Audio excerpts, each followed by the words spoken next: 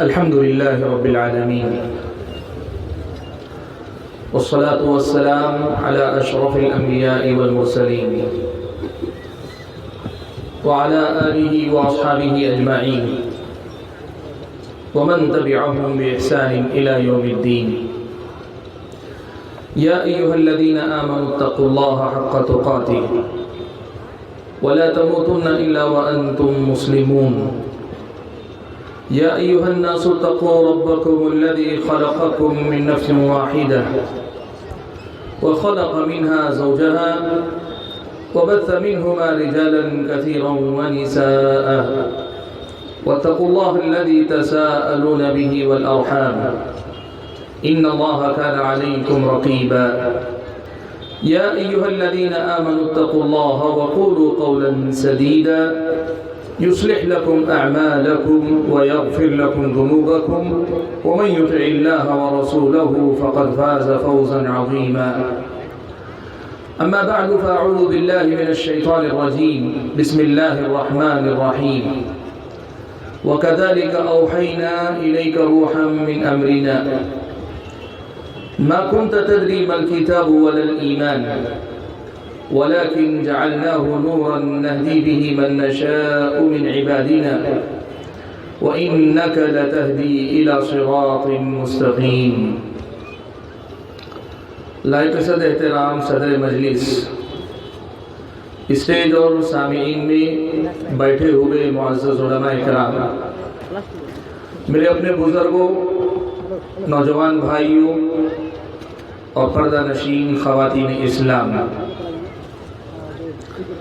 سب سے پہلے تو میں اللہ تبارک و تعالیٰ کا اس نعمت پر شکر ادا کرتا ہوں کہ آج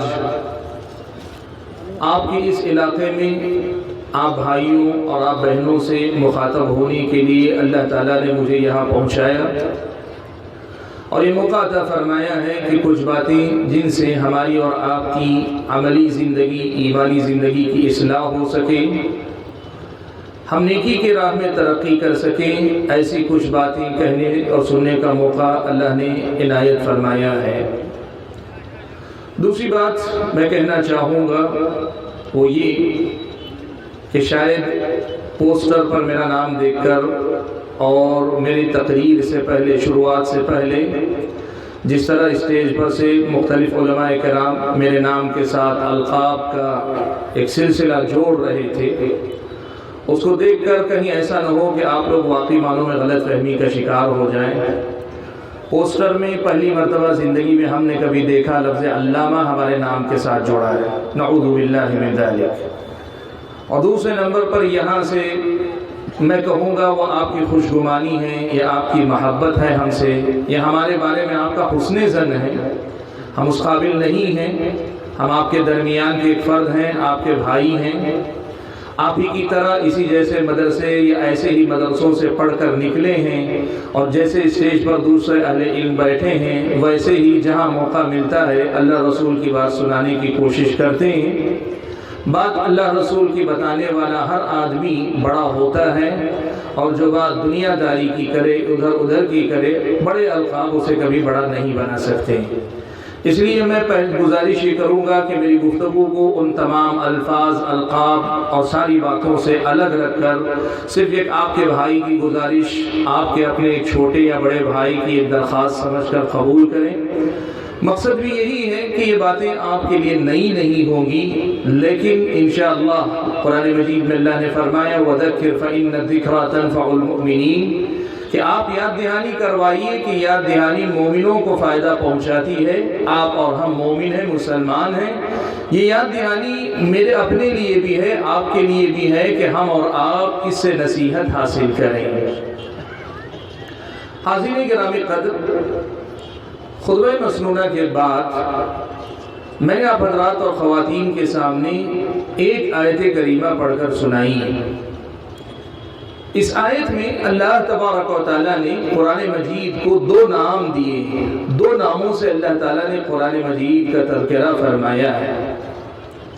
آپ کو یہ بات معلوم ہوگی اور ہونی بھی چاہیے کہ اللہ تعالیٰ نے قرآن مجید کو الگ الگ ناموں اور الگ الگ صفات کے ساتھ قرآن مجید کے اندر بھی اور پیارے نبی صلی اللہ علیہ وسلم کی زبانی بھی ہمارے سامنے متعارف کروایا ہے۔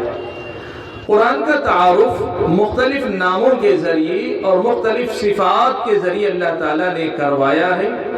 اسے قرآن کہا، اسے کتاب مبین کہا، اسے الکتاب کہا، اسے تبیان کہا، اللہ تعالیٰ نے اسے الفرقان کہا۔ اسی طرح اللہ تعالیٰ نے اس آیت میں جو آیت میں نے آپ حضرات اور خواتین کے سامنے پڑھی ہے، دو نام اللہ تعالیٰ نے قرآن مجید کی اس آیت میں بیان فرمائے ہیں۔ اللہ نے فرمایا وَكَذَلِكَ أَوْحَيْنَا إِلَيْكَ رُوحًا مِّنْ أَمْرِنَا، پھر آگے اللہ تعالیٰ نے فرمایا وَلَكِنْ جَعَلْنَاهُ نُورًا نَهْدِي بِهِ مَن نَّشَاءُ مِنْ عِبَادِنَا۔ مفسرین نے لکھا ہے کہ اس آیت میں روح اللہ تعالیٰ نے قرآن کو کہا ہے، اس آیت میں نور اللہ تعالیٰ نے قرآن کو کہا ہے۔ یہ دو نام آج میری اور آپ کی زندگی کو دیکھتے ہوئے بڑی اہمیت رکھتے ہیں۔ قرآن اگر نور ہے، یہ روشنی ہے، تو اس کا مطلب یہ ہوا کہ زندگی کے ہر اندھیرے کا حل ہم اور آپ کو قرآن مجید کے اندر تلاش کرنا چاہیے۔ ہماری زندگی میں اگر اندھیرا ہے، ہماری اور آپ کی ایمان و عقیدے کا معاملہ ہو، ہماری معاشرتی زندگی ہو، ہماری سماجی زندگی ہو، ہماری اور آپ کی سوسائٹی کا کوئی بھی مسئلہ ہو، وہاں اندھیرا ہے، وہاں تاریکی ہے، وہاں ظلمات ہیں، تو پھر ہم اور آپ کو اس قرآن مجید کی طرف دیکھنا چاہیے کہ اللہ نے اس کو نور کہا ہے، اس کو اللہ تعالیٰ نے روشنی کہا ہے، اس قرآن کی طرف ہم اور آپ کو دیکھنا چاہیے۔ اور دوسری بات جو اللہ تعالیٰ نے، دوسرا نام جو اللہ تعالیٰ نے اس آیت میں بیان فرمایا وہ ہے روح۔ قرآن کو اللہ تعالیٰ نے روح کہا، اور آپ حضرات یہ بات بڑے اچھی طرح سے جانتے ہیں کہ انسان کے جسم کی قدر و قیمت اسی وقت تک ہوتی ہے جب تک اس جسم کے اندر روح کا رشتہ برقرار ہوتا ہے، روح اس کے اندر جب تک ہوتی ہے۔ روح کے بغیر جسم ایک طرح سے مردہ مانا جاتا ہے، روح کے بغیر جسم بے قیمت مانا جاتا ہے، روح کے بغیر جسم سڑ جاتا ہے، گل جاتا ہے، ختم ہو جاتا ہے، بدبودار ہو جاتا ہے، بے فائدہ ہو جاتا ہے، اور ایسا ہو جاتا ہے جو آپ سے کل تک محبت کرتے تھے اسی بدبو کی وجہ سے آپ کے جسم سے نفرت بھی کرنے لگتے ہیں۔ انسان کے جسم کی اصل قدر و قیمت روح کی وجہ سے ہوتی ہے۔ مفسرین کرام نے لکھا کہ قرآن مجید کو اللہ تبارک و تعالیٰ نے روح کا جو نام دیا ہے، اس کے پیچھے دراصل یہ پیغام ہے کہ ایک مومن کی زندگی میں قرآن کو وہی حیثیت حاصل ہونی چاہیے جو ایک انسان کے جسم میں روح کو اللہ تبارک و تعالیٰ نے حیثیت عطا فرمائی۔ بھائیوں، اس بنیادی مسئلے کو آپ کے سامنے ذکر کرنے کے بعد جو پیغام سب سے پہلا آج کی اس مجلس کی مناسبت سے میں آپ کے سامنے دینا چاہتا ہوں وہ یہ کہ ہم نے زندگی کسے سمجھا ہوا ہے۔ ہم زندگی سمجھتے ہیں کہ ہمارے جسم کے اندر یہ جان ہے، ہم سن رہے ہیں، ہم دیکھ رہے ہیں، ہم بول رہے ہیں، ہم چل رہے ہیں، ہم پھر رہے ہیں، ہم اس کو اپنی زندگی کو زندگی سمجھتے ہیں۔ قرآن مجید ہم اور آپ کو بتاتا ہے اصل زندگی اس دنیا کے اندر بھی، آخرت کی نہیں، آخرت سے پہلے خود اس دنیا کے اندر بھی اصل زندگی صرف یہ چلنے پھرنے کا نام نہیں، بولنے سننے کا نام نہیں، دیکھنے دکھانے ہی کا نام نہیں، سمجھنے سمجھانے ہی کا نام نہیں۔ اصل زندگی جو ہے وہ ہے قرآن مجید کی تعلیمات کا، ایمان کا، علم کا، اخلاق کا، ہمارے اور آپ کے عبادات کا، ہماری اور آپ کی زندگی میں حصہ کتنا ہے۔ جتنا قرآن میری اور آپ کی زندگی میں ہے اتنا ہی زیادہ ہم اور آپ زندہ ہیں، اور قرآن سے، قرآن کی تعلیم سے، قرآن کے پیغام سے، قرآن کی ہدایات اور اس کی رہنمائی سے ہماری اور آپ کی زندگی جتنی خالی ہے ہم اور آپ اتنے ہی زیادہ مردہ ہیں۔ یہ قرآن مجید نے اللہ تعالیٰ نے ہمارے اور آپ کے سامنے بات رکھی۔ بھائیوں، قرآن مجید میں اللہ تبارک و تعالیٰ نے کافروں کے بارے میں فرمایا أَوَمَنْ كَانَ مَيْتًا فَأَحْيَيْنَاهُ وَجَعَلْنَا لَهُ نُورًا يَمْشِي بِهِ فِي النَّاسِ كَمَنْ مَثَلُهُ فِي الظُّلُمَاتِ لَيْسَ بِخَارِجٍ مِنْهَا۔ آیت کے مفہوم میں سیدھی سی بات یہ کہی گئی ہے کہ جسے اللہ تعالیٰ ہدایت دیتا ہے اس ہدایت کو اپناتا ہے، قبول کرتا ہے، ایمان لاتا ہے اور پھر اس پر عمل کرتے ہوئے زندگی گزارتا ہے، یہ آدمی زندہ ہے، اس کی زندگی حقیقی زندگی ہے۔ اور اس کے مقابلے میں جو اللہ تعالیٰ کی ہدایت کو نہیں اپناتا ہے، جو اللہ تعالیٰ کے پیغام کو اپناتا نہیں ہے، تو پھر اللہ تعالیٰ کی نظر میں وہ مردہ ہے، وہ چلتا پھرتا زندہ لاش ہے۔ یہ قرآن مجید کی اس آیت کا سیدھا پیغام ہے۔ حاضرین گرامی، یہ وہ بنیادی بات ہے جو ایک مسلمان کی حیثیت سے ہم اور آپ کو یاد رکھنا چاہیے کہ ہماری زندگی میں ایک اور زندگی ہے، ہمیں یہ دوہری زندگی جینی ہے۔ ایک ہمارے اور آپ کے جسم کی زندگی ہے جس میں ہم کھاتے ہیں، پیتے ہیں، چلتے ہیں، پھرتے ہیں، اور اس زندگی میں ایک اور زندگی ہے جسے ہم روحانی زندگی کہتے ہیں، جسے ہم اپنی ایمانی زندگی کہتے ہیں، جسے ہم اور آپ اپنا اسلام کہتے ہیں، جسے ہم اور آپ اپنی پہچان کہتے ہیں، جسے ہم اور آپ اپنے اللہ تبارک و تعالیٰ کا بندہ ہونے کا ثبوت سمجھتے ہیں، نبی علیہ الصلوۃ والسلام کے امتی ہونے کا ثبوت سمجھتے ہیں۔ یاد رکھو بھائیو، جس دن یہ زندگی ہمارے اندر آ جائے گی، ساری دنیا کے اندر ہم سے زیادہ زندہ اور طاقتور کوئی نہیں ہوگا۔ اور جس دن ہماری اور آپ کی یہ روحانی موت ہوگی یا روحانی زندگی کمزور ہوتی جائے گی، مردے ہم اور آپ پہ حکومت بھی کریں گے، مردے ہم اور آپ پہ اختیار بھی رکھیں گے، مردے ہم اور آپ کے ہر معاملے میں ہم سے زیادہ طاقتور ہوتے چلے جائیں گے۔ کیوں؟ اس لیے کہ ان کے پاس دنیا کے اسباب ہیں، ہمارے پاس دنیا کے اسباب نہیں۔ ہمارے پاس اگر ایمانی طاقت ہوتی تو پھر ہم اور آپ ان ساری صورتحال کا مقابلہ کر پاتے۔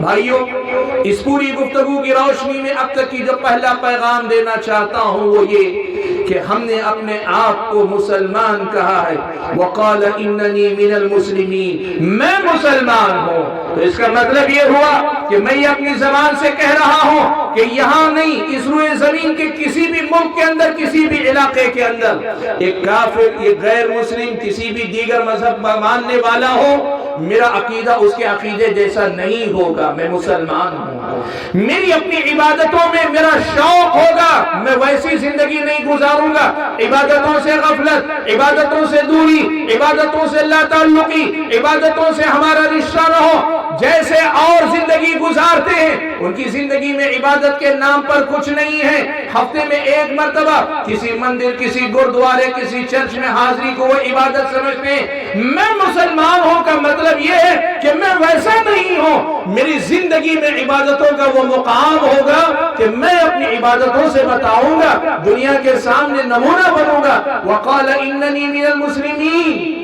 میں عبادت کرنے والا بندہ ہوں، میں معاملات کروں گا، تجارت کروں گا، لوگوں کے ساتھ میرے معاملات لین دین کے ہوں گے، سب سے پہلے تو حلال و حرام کا لحاظ رکھوں گا، اس لیے کہ میں مسلمان ہوں۔ میری زندگی یہ ہے کہ مجھے سکھاتی ہے کہ میں اگر حرام کھاؤں گا تو وہ حرام میری اس ایمانی زندگی کے لیے موت ہے، میری ایمانی زندگی کے لیے زہر ہے۔ میں حرام و حلال کا فرق رکھوں گا، اور ساتھ میں لوگوں سے اگر لوں گا حلال اور جائز لوں گا، محنت سے لوں گا، نفع کے طور پہ لوں گا، لیکن بغیر ظلم کیے لوں گا، بغیر کسی کے حق کو دبائے، بغیر کسی کے حق کو مارے ہوئے لوں گا۔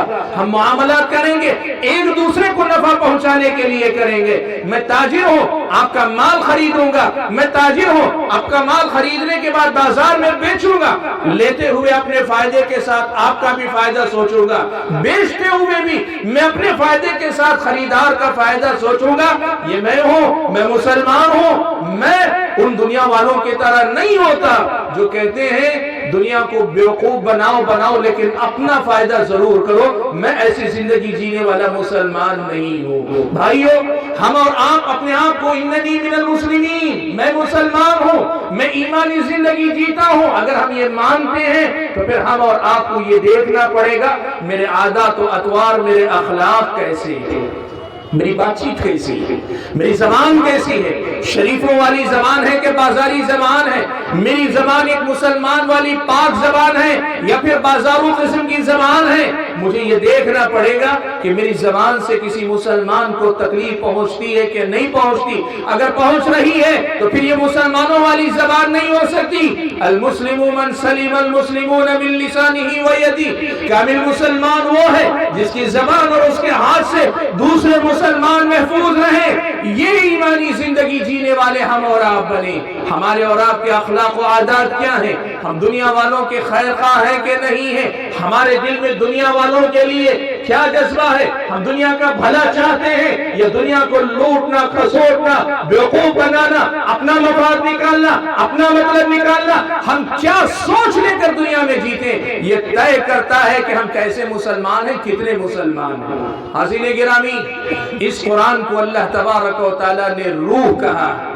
یہ روح جب ہمارے جسموں میں واقعی معنوں میں اترے گی تبھی ہم اور آپ زندہ ہیں. اور جب ہم ایک فرد کے طور پر ایسے زندہ ہوں گے تب قوم پوری کی پوری زندہ ہوگی، تب پوری کی پوری امت زندہ ہوگی، تب پھر زندگی کا حقیقی معنی ہم اور آپ کو سمجھ میں آئے گا.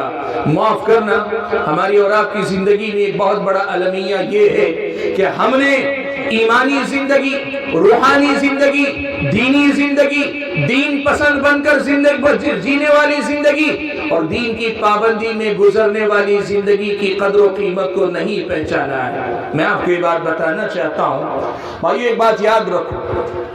ہمارے ذہن میں ایک بات غلط فہمی کے طور پر بیٹھی ہوئی ہے اور ہم نے اسے مانا ہوا ہے، اور وہ بات یہ ہے کہ ہم سمجھتے ہیں کہ دیندار ہوں گے، آخرت اچھی ہوگی لیکن دنیا خراب ہو جائے گی. دین پر عمل کریں گے، حلال و حرام کی پاک کا خیال رکھیں گے، تجارت میں سچ بولیں گے، امانت داری کریں، امانت داری کا ثبوت دیں گے، لوگوں کو دھوکہ نہیں دیں گے، تو لوگ سمجھتے ہیں آخرت تو اچھی ہوگی لیکن ہماری دنیا خراب ہو جائے گی. اسی لیے تو ہم دھوکہ بھی دیتے ہیں، جھوٹ بھی بولتے ہیں. آپ کو پتا ہے اگر ہمارا اور آپ کا یہ ایمان ہو کہ جھوٹ بولنے میں نقصان ہو، ہم کبھی جھوٹ نہیں بولیں گے. لیکن ہم کیا سمجھتے ہیں کہ بھئی ٹھیک ہے جھوٹ بولنے سے گناہ ہوتا ہے لیکن دنیا میں کام تو بنتے ہیں، ہمارا فائدہ ہوتا ہے، اسی لیے تو آدمی جھوٹ بولتا ہے.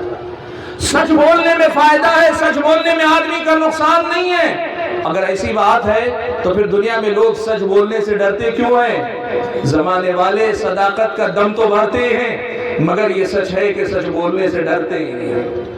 وجہ کیا ہے؟ یہ بہت بڑی غلط فہمی ہے جو ہمارے اور آپ کے دل و دماغ میں بیٹھی ہوئی ہے. اس غلط فہمی کا علاج ہم اور آپ کو قرآن کی ایک آیت کی روشنی میں آج کر لینا چاہیے. بھائیو یاد رکھو، یہ ہماری اور آپ کی سوچ ہے، یہ نادانوں کی سوچ ہے، لا علم بے علم کم علم لوگوں کی سوچ ہے، یہ بے کم سمجھ لوگوں کی سوچ ہے کہ دین پہ عمل کرنے سے دنیا کا نقصان ہو جائے گا. یاد رکھنا قرآن مجید میں اللہ تعالیٰ نے بہت بڑی حقیقت یہ بھی بیان کی ہے کہ دین پر عمل کرو گے، ایمان پر عمل کرو گے، عمل صالح کو اپنی زندگی میں لاؤ گے، آخرت تو اچھی ہوگی ہی لیکن آخرت سے پہلے اللہ تعالیٰ دنیا اچھی کرے گا. یہ اللہ تعالیٰ کا وعدہ ہے آپ سے، یہ اللہ کا وعدہ ہے کہ اللہ تعالیٰ آخرت سے پہلے دنیا اچھی دے گا آپ کو. اللہ تعالیٰ نے فرمایا من عمل صالحا من ذکر او انثى وهو مؤمن فلنحيينه حياة طيبة ولنجزينهم اجرهم باحسن ما كانوا يعملون. اللہ نے فرمایا مرد ہو کہ عورت ہو، جو بھی ایمان کے ساتھ عمل صالح کرنے والا بنے، ایمان لا کر عمل صالح کرے، ایمان و عمل کا پیکر بن جائے، دیندار بن جائے، دین پہ چلنے والا بن جائے. اللہ نے آیت کے آخر میں کہا ان کے اچھے اعمال کا ہم بدلہ دیں گے، یعنی روز قیامت دیں گے، گناہوں کو معاف بھی کریں گے، جنت میں بھیجیں گے، جنت کی نعمتیں دیں گے، سب اللہ نے کہا. لیکن اس سے پہلے اللہ نے کہا فَلَنُحْيِيَنَّهُ حَيَاةً طَيِّبَةً، ہم اسے ایک اچھی زندگی جلائیں گے، ہم اسے ایک اچھی زندگی دیں گے. یہ اللہ تعالیٰ کا وعدہ ہے. اب سوال مجھ سے اور آپ سے، ہم اللہ کے بندے ہیں، قرآن پر ہمارا ایمان ہے، اللہ تعالیٰ کی کہی ہوئی اس بات پر ہمارا اور آپ کا ایمان ہے، تو پھر آج کے بعد دین کی کسی بھی بات پہ عمل کرتے ہوئے جھجک دل کے اندر نہیں آنی چاہیے. اس لیے کہ اللہ تعالیٰ نے یہ وعدہ کیا ہے کہ دین پہ عمل کرنے کا فائدہ پہلے دنیا میں دوں گا پھر آخرت میں دوں گا، پہلے دنیا میں اچھی زندگی دوں گا، یہ اللہ تعالیٰ کا وعدہ ہے۔ اللہ تعالیٰ کا وعدہ ان اللہ لا یخلف المیعاد، اللہ تعالیٰ اپنے وعدے کی خلاف ورزی نہیں کرتا۔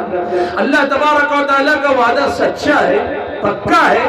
سوال یہ ہے کہ میرا اور آپ کا ایمان اس وعدے پر کتنا مضبوط ہے، کتنا پکا ہے، ہمیں یقین کتنا ہے، اللہ کی بات پر ہمیں یقین کتنا ہے۔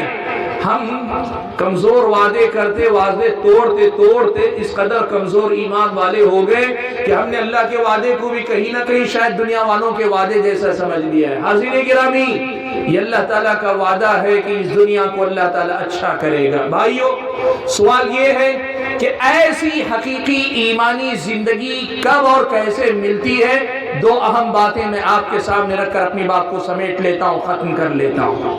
صرف دو اہم باتیں آپ کے سامنے رکھنا چاہتا ہوں۔ بھائیو یاد رکھو، ایسی روحانی زندگی، ایسی ایمانی زندگی، ایسی ہمارے اپنے اندرون کی زندگی، ہماری انر پرسنالٹی، اندر کی ہماری شخصیت، اندرونی جو شخصیت ہوتی ہے، اسے نکھارنے سنوارنے کے لیے سب سے اہم بنیاد ہوتی ہے اللہ تبارک و تعالیٰ کا دیا ہوا علم، کتاب و سنت کا علم۔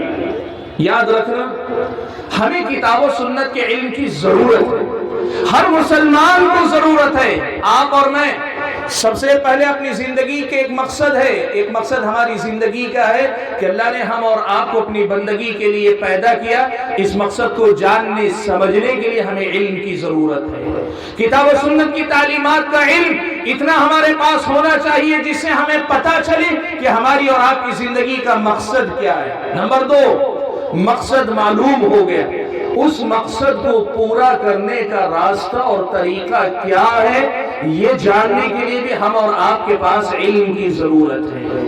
ہم اور آپ کو علم چاہیے، جو علم ہمیں اور آپ کو بتا سکے کہ ہم اپنی زندگی کے مقصد کو کیسے پورا کر سکتے ہیں۔ نمبر تین، ہم اور آپ بندگی کے اس راستے پر چلنا چاہتے ہیں، مقصد کی تکمیل کے اس راستے پر سفر کرنا چاہتے ہیں، ہم اس راہ میں آگے بڑھنا چاہتے ہیں، تو یہاں ہمیں اس راستے سے بہکانے بھٹکانے کے لیے ہمارا اور آپ کا نفس ہے، شیطان ہے، دنیا کے ہزار فکرے ہیں، یہ ہمیں اپنے راستے سے بہکانا چاہتے ہیں، بھٹکانا چاہتے ہیں، مقصد سے غافل کرنا چاہتے ہیں، مقصد سے ہٹانا چاہتے ہیں۔ ان کا مقابلہ کیسے کیا جائے؟ نفس کے ساتھ مقابلہ کیسے ہو، شیطان کے ساتھ مقابلہ کیسے ہو، دنیا کے فتنوں سے مقابلہ کیسا ہو، اس کو سمجھنے کے لیے ہم اور آپ کو علم چاہیے، ہم اور آپ کو کتاب و سنت کی تعلیمات کی روشنی چاہیے، کتاب و سنت کی تعلیمات ہم اور آپ کو چاہیے۔ اور نمبر چار، ہم اور آپ اس راستے پہ سفر کر رہے ہیں۔ نبی علیہ السلام نے فرمایا جنت کے 100 درجے ہیں، اور دوسری روایت سے معلوم ہوتا ہے کہ جنت کے لاتعداد درجے ہیں، جنت کے بے شمار درجات ہیں، اللہ ہی جانتا ہے کتنے درجے ہیں جنت کے۔ ایسی صورت میں ہم اور آپ کو اونچے سے اونچے درجے اور اونچے اور اونچے اور اونچے درجے میں جنت تک پہنچنا ہے، تو پھر ہم اور آپ کو کیسے یہ درجے ہمیں ملتے ہیں؟ ہم پہلے درجے میں ہیں تو دوسرا، پھر تیسرا، پھر اور آگے اور اوپر اور اونچے کرتے ہوئے ہمیں ترقی کرنے کے لیے علم کی ضرورت ہوتی ہے۔ یوں مانیے کہ ہماری زندگی میں علم شرعی کی، کتاب و سنت کی تعلیمات کی ضرورت بہت زیادہ ہوتی ہے۔ آج ہمارا بہت بڑا المیہ یہی ہے کہ ہماری اور آپ کی زندگی میں دینی معلومات نہ ہونے کے برابر ہیں۔ بھائیو، آج آپ یہاں اس مجلس میں جتنے شریک ہیں، جتنے بیٹھے ہیں، آپ اپنے آپ سے پوچھئے کہ سال کے 12 مہینے میں دین کی نئی کچھ باتیں آپ کتنی سیکھ پاتے ہیں؟ ہر گزرتے دن کے ساتھ آپ کی میری زندگی میں علم کتنا آ رہا ہے، کتنا بڑھ رہا ہے، یہ ہم اور آپ کو سوچنا چاہیے۔ اور ہر وہ ذریعہ، ہر وہ راستہ جہاں سے ہمیں مفید علم مل سکے، صحیح رہنمائی مل سکے، جس کے ذریعے ہم اللہ تعالیٰ کی بندگی کے تقاضے کو پورا کر سکیں، روحانی زندگی جی سکیں، ایسے علم کو حاصل کرنے کی فکر ہماری زندگی میں ہونی چاہیے۔ میں آپ کو بتانا چاہتا ہوں، نئے زمانے کے اندر آپ میں سے تقریباً سب کے ہاتھ میں موبائل ہے، اور آپ میں کی اکثریت، ہم سب اپنے آپ کو ایک درجے میں رکھ کر بات کریں، ہم جانتے ہیں کہ اس موبائل کا استعمال ہم انٹرٹینمنٹ کے لیے کرتے ہیں، مختلف قسم کی تفریح کے لیے کرتے ہیں، مختلف قسم کی چیزوں کا مشاہدہ، جائز بھی ناجائز بھی، سب طرح کی چیزوں میں کرتے ہیں۔ اگر اسی کو روک کر اس کا ایک حصہ بھی ہم ایسا صحیح علم حاصل کرنے کے راہ میں لگا دیں گے، ہر دن ہمارے ایمان کی ترقی ہوگی، ہر دن ہماری روح کو تازگی ملے گی، ہر دن ہم اور آپ جنت کی راہ میں آگے بڑھتے جائیں گے، ہر دن اللہ تعالیٰ کے نزدیک ہوتے جائیں گے، اور اگر دنیا کے اعتبار سے کہنا چاہیں، ہر دن ہماری اور آپ کی طاقت اور قوت میں اضافہ ہوتا چلا جائے گا۔ یہ اتنا واضح پیغام ہے جو قرآن و سنت میں اللہ تعالیٰ نے بڑی وضاحت کے ساتھ دیا ہے۔ اور دوسری بات بھائیوں، میں یہ کہنا چاہتا ہوں، اب یہ علم جہاں جہاں سے ملتا ہے، ایسے ہر ذریعے کی حفاظت ہونی چاہیے۔ میں کہنا چاہوں گا، آج یہ اجلاس ایک مدرسے کا اجلاس بھی، مدارس اسلامیہ ایسے ہی مقاصد کو پورا کرنے کے لیے قائم کیے جاتے ہیں۔ آپ کو یہ علم کہاں سے ملتا ہے؟ یا تو جمعیت و جماعت کے دینی پروگرام سے ملتا ہے، یا پھر مسجد کے ممبر و محراب سے ملتا ہے۔ لیکن آپ کو یہ بات معلوم ہونی چاہیے، مسجد کے ممبر و محراب سے پیغام دینے کی بات ہو، یا جمعیت و جماعت کے اسٹیج سے پیغام دینے کی بات ہو، دونوں جگہ سے پیغام دینے کے لیے جو لوگ آتے ہیں، وہ لوگ یہیں پیدا کیے جاتے ہیں، یہیں بنائے جاتے ہیں۔ اللہ یہاں پیدا کرتا ہے ان کو، یہاں اللہ تعالیٰ ان کو بناتا ہے۔ یہ مدرسے صرف کسی کی زکوٰۃ، صدقات، خیرات پر چلنے والے مدرسے نہ رہے، یہ ہماری اور آپ کے خون پسینے کی کمائی سے چلنے والے مدرسے بنیں گے۔ اس کی فکر ہم اور آپ کو کرنی چاہیے۔ بھائیوں، آج ہمارے لیے بڑا مسئلہ ہے کہ ہم اور آپ مدارس اسلامیہ کے حوالے سے بڑی غفلت کا شکار ہیں۔ وقت رہتے ہوئے سنبھالو، ان کو سہارا دو، ان کے مسائل کو حل کرو، اور اپنی قوم کے اچھے بچے اس مدرسوں کے حوالے کرو، اچھے بچے بھی آئیں، اچھا مال بھی آئے، اور ساتھ ہی جو مدرسوں کے ذمہ دار ہوتے ہیں، جو یہاں اساتذہ ہوتے ہیں، وہ بھی اس بات کو سمجھے کہ یہ قوم کی سب سے بڑی امانتوں میں سے ایک امانت ہے، قوم کی امانتوں میں سے سب سے بڑی ایک امانت ہے۔ اس امانت کو اگر سنبھالیں گے تو پھر یہ قوم دنیا کے اندر ترقی کرنے کی راہ میں بڑی تیز رفتاری سے آگے بڑھتی جائے گی۔ اور آخری بات اس سلسلے کی میں کہنا چاہتا ہوں، بھائیو یاد رکھو، قرآن مجید کے بارے میں اللہ کے نبی صلی اللہ علیہ وسلم نے ایک بڑی اہم بات بیان فرمائی۔ حضرت حذیفہ بن یمان رضی اللہ تعالیٰ عنہ بیان فرماتے ہیں، ان الامانۃ نزلت فی جذر قلوب الرجال ثم نزل القرآن۔ سب سے پہلے اللہ تعالیٰ نے یہ ایمان کی دولت یا پھر خیر و شر کی تمیز کرنے کا جذبہ انسان کے اندر رکھا، اس کے بعد اللہ تعالیٰ نے ایمان کی دولت کے ساتھ قرآن کی دولت عطا کی۔ ثم علم القرآن